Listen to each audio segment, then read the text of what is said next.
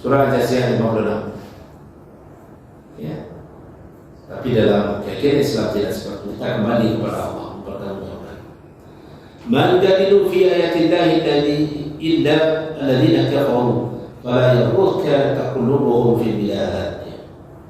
Tidak ada yang memperdebatkan tentang ayat-ayat Allah itu kecuali orang yang kufur, kafir. Karena itu jangan engkau Muhammad tertipu oleh keberhasilan usaha mereka di seluruh negeri ini. Jadi orang yang memperdebatkan ayat-ayat Allah yang menolak itu jelas orang tidak beriman kepadanya. Ini kalau masih ada kita yang meragukan keberadaan ayat-ayat Allah, berarti kita belum saya sebut sebagai orang beriman. Kita lihat tanda kalau masih itu kita, maka kita katakan kalau ayat ini jelas mengatakan kafir, membangkang. Jadi jelas ini dikatakan pada bagian awal tadi kita sebutkan tentang Al-Quran sebagai kitab Allah. Lalu ada orang yang memperdebatkan yang tidak mau menerima kebenaran itu, sebut kafir. Kita membangkang. Ya.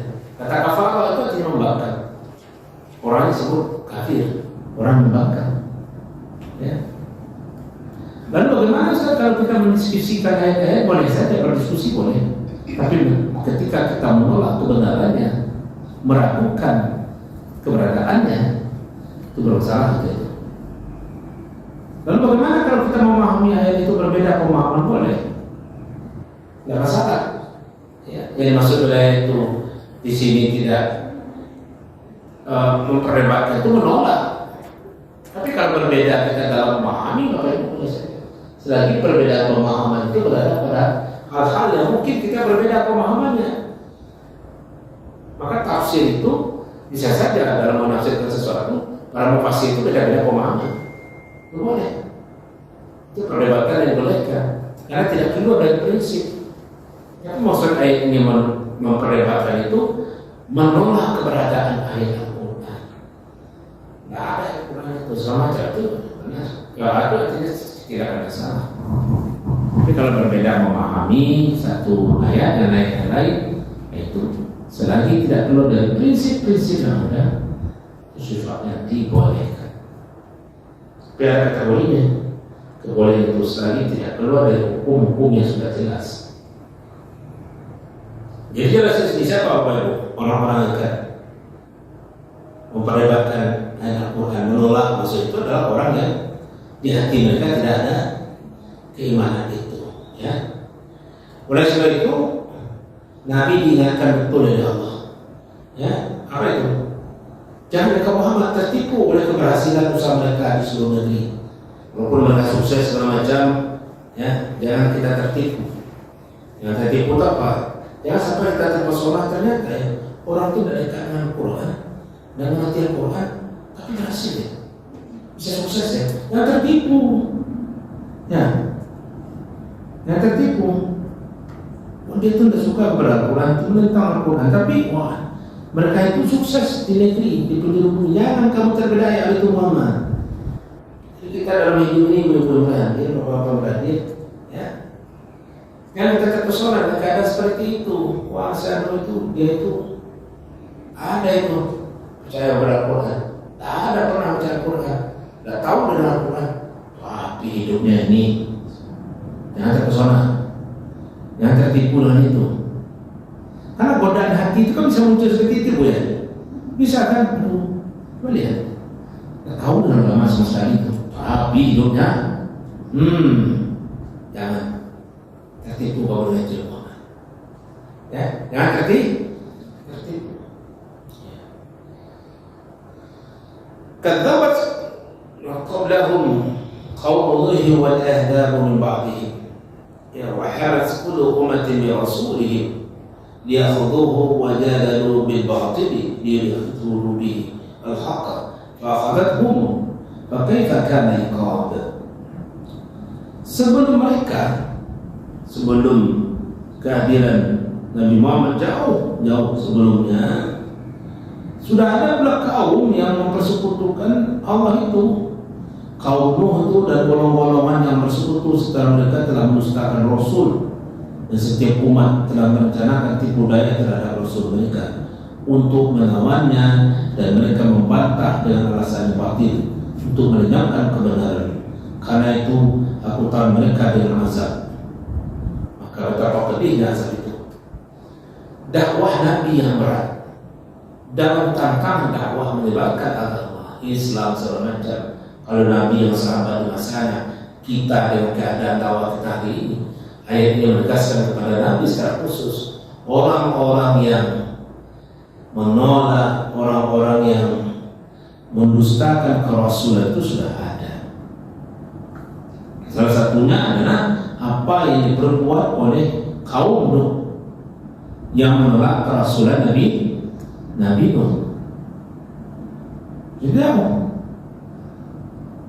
Tidak saja menolak kerasulannya, bahkan mereka memusuhi, ya, membuat rencana yang tipu daya yang sangat buruk.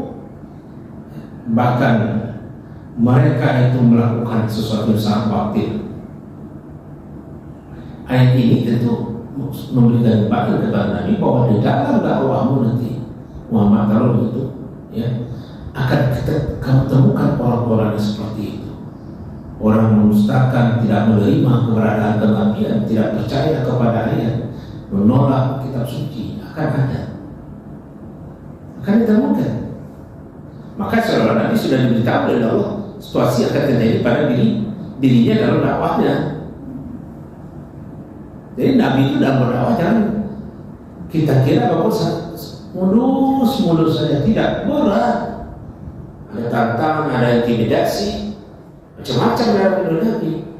Apa yang disampaikannya ditolak, didustakan. Ya. Nah, konteks itu hari ini untuk kita apa? Bahwa dalam kehidupan kita sehari ini akan kita temukan juga seperti itu. Orang tidak menerima kebenaran, kita akan menemukan orang yang meragukan isi Al-Quran, maka menolak segala macam. Akan kita temukan.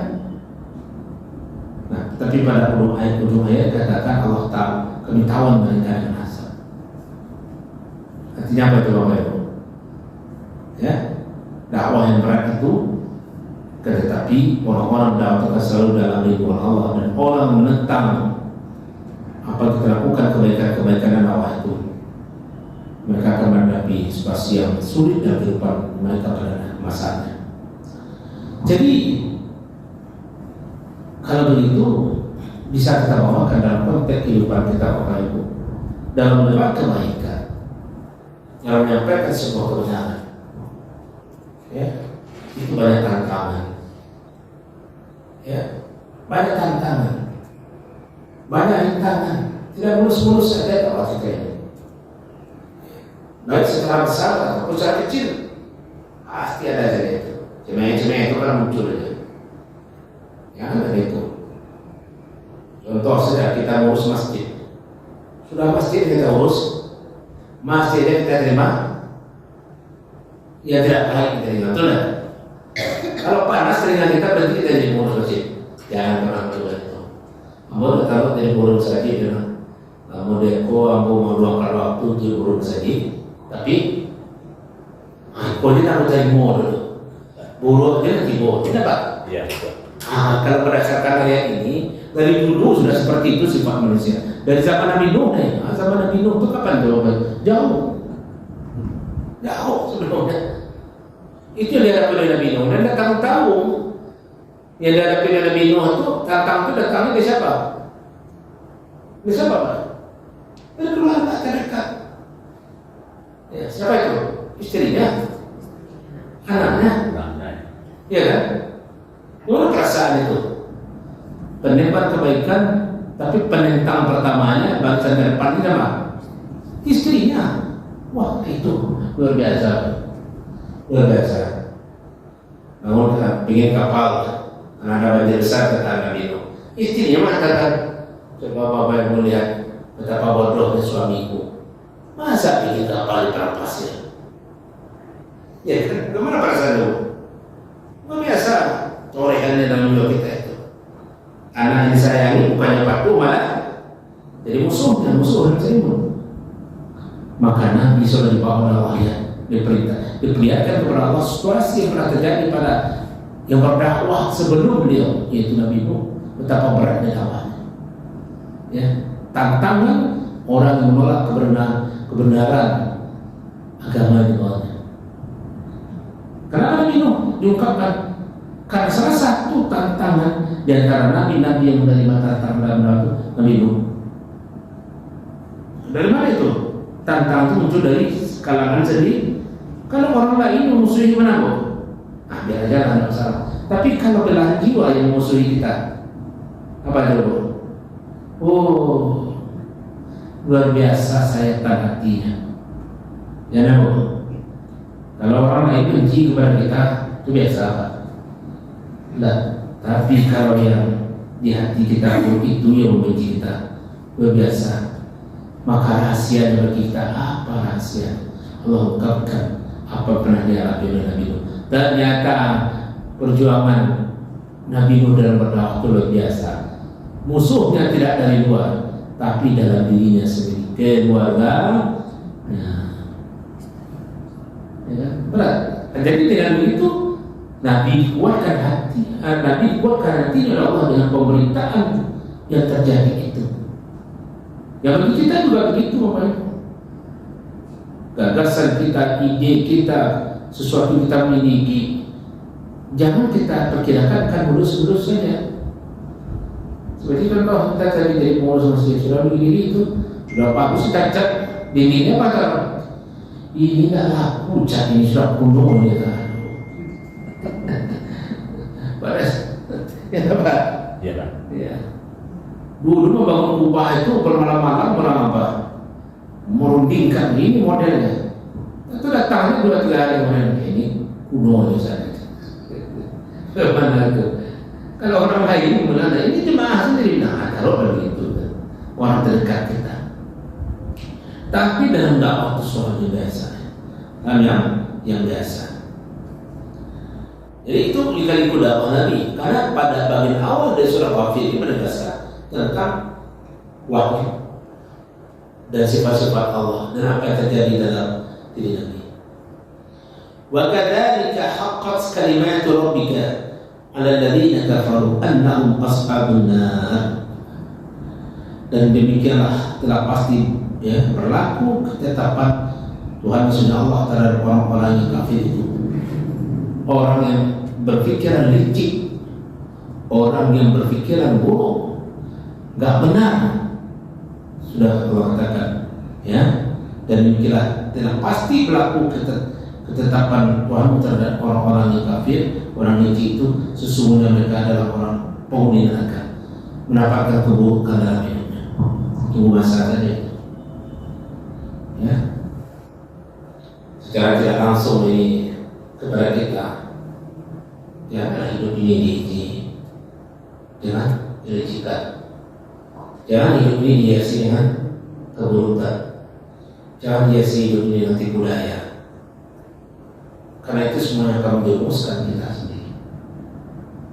Itu akan terjadi bagi kita, ya.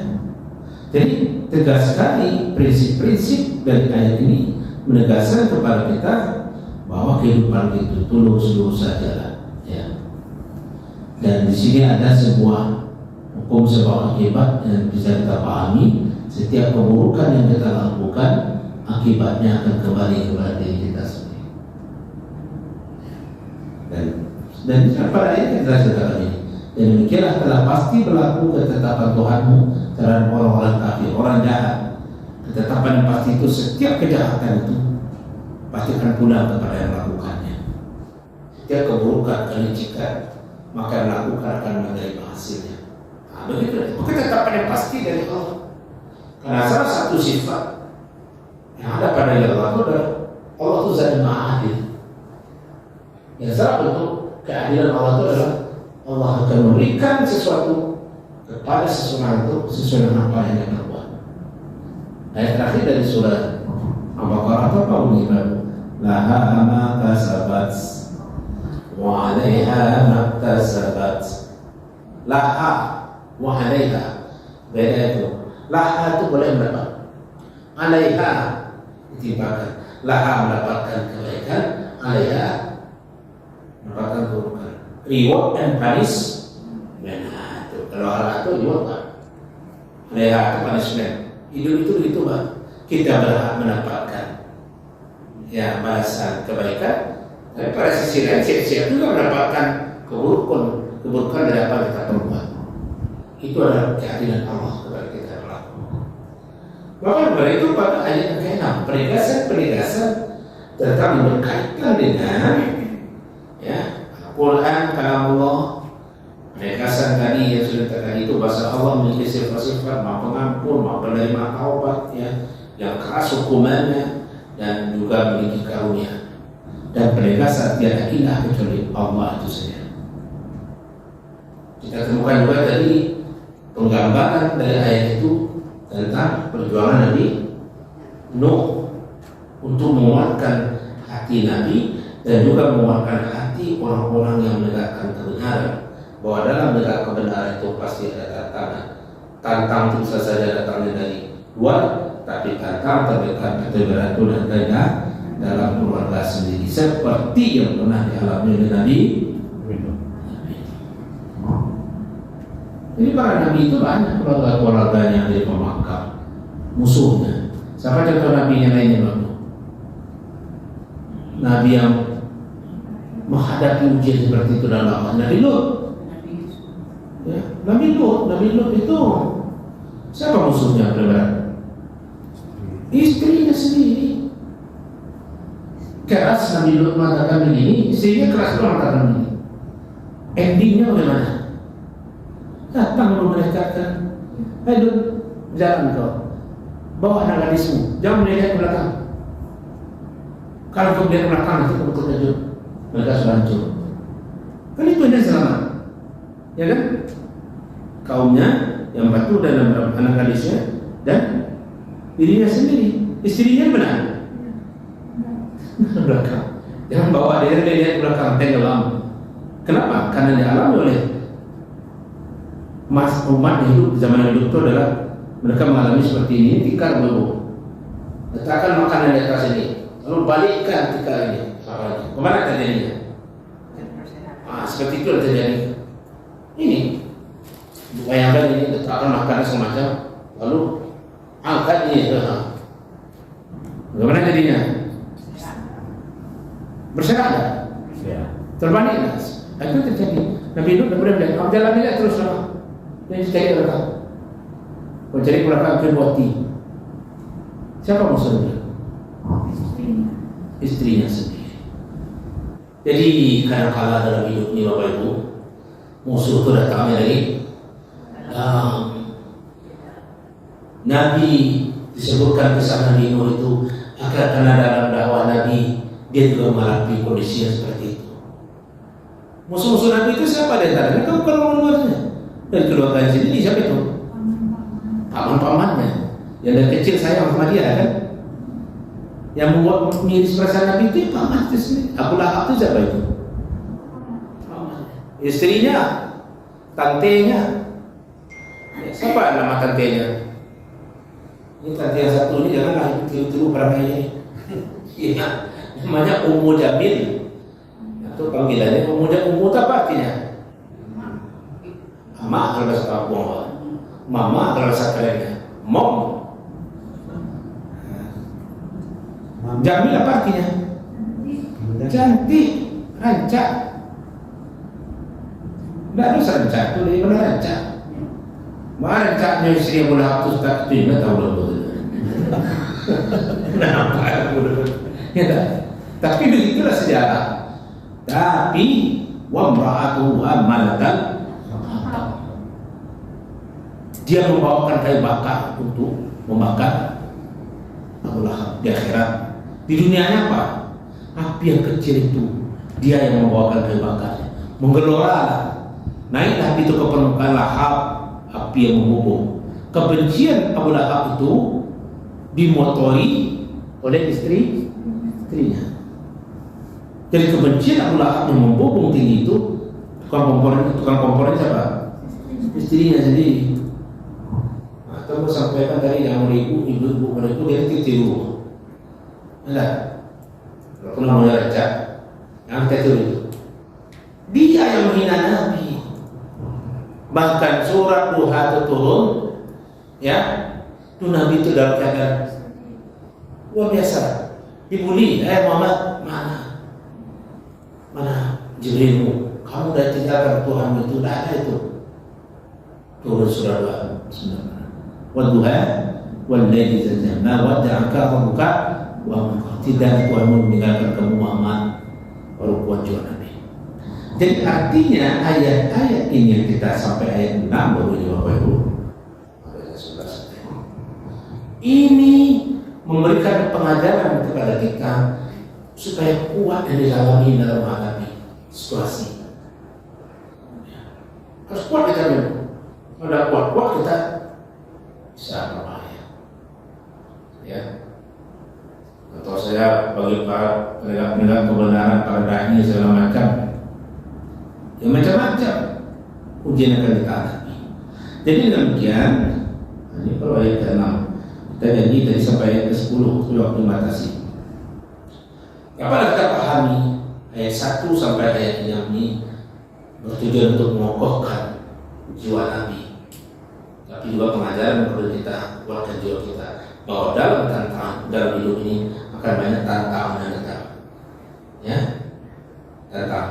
tantangan itu bisa saja datang dari kalangan dan diri kita tidak tahu jauh, tapi kuatkan hati kita dalam kata kebenaran. Pada ayat ke-7 sampai ayat ke-10 nanti kita temukan di situ pemberitaan Allah orang-orang yang selalu didoakan oleh mereka. Mudah-mudahan sesi berikut kita bisa haji, ya, mudah-mudahan kita termasuk di antara itu. Pada ayat yang ke-7 sampai ayat yang Allah beritakan ada mereka yang kerjanya berdoa, bertasbih, berdoa terus 4 doanya, dan 4 doa itu luar biasa isinya. Tapi ada orang khusus yang didoakannya. Maka itu pada sisi kita dari berikut. Nah, Bapak Ibu beradir, itulah ya ayat yang kita bahas pada kesempatan kali ini. Mari kita ulang lagi di rumah nanti, ya. Semoga betapa kuat keyakinan keimanan kita kepada Allah dalam menjalani hidup yang berat, dalam dari tantangan-tantangan semakin kuat.